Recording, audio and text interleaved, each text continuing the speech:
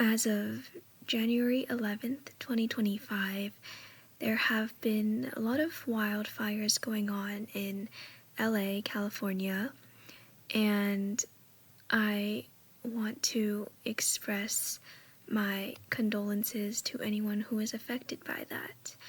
I know that tons of people, I'm sure, are living in temporary homes right now.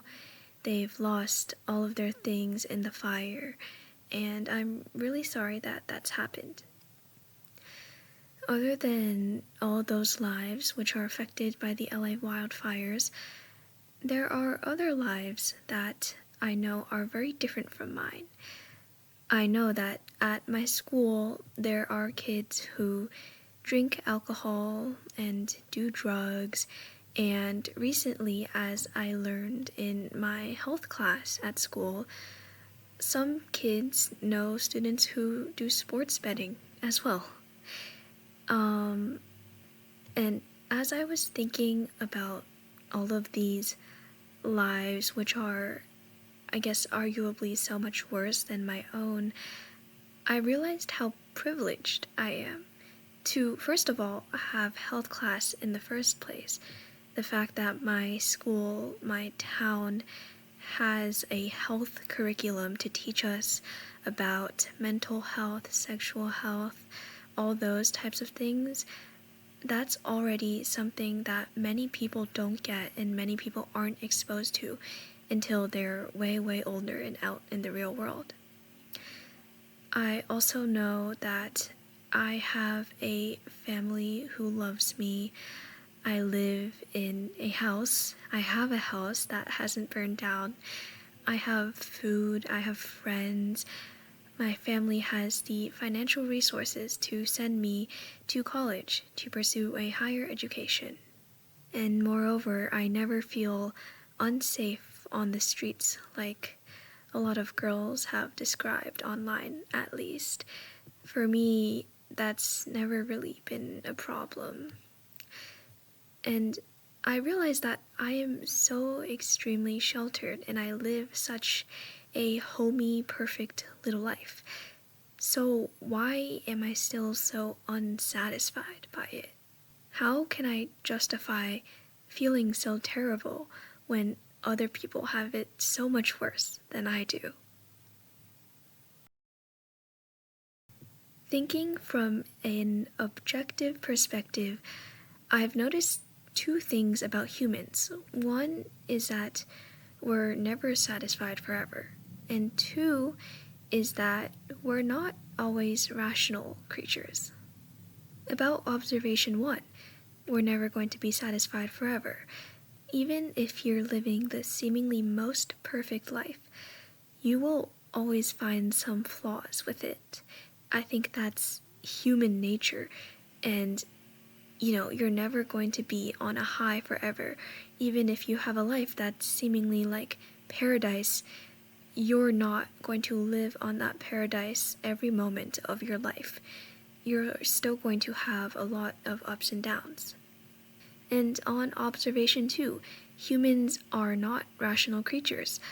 Instead, us humans have always let our emotions take over.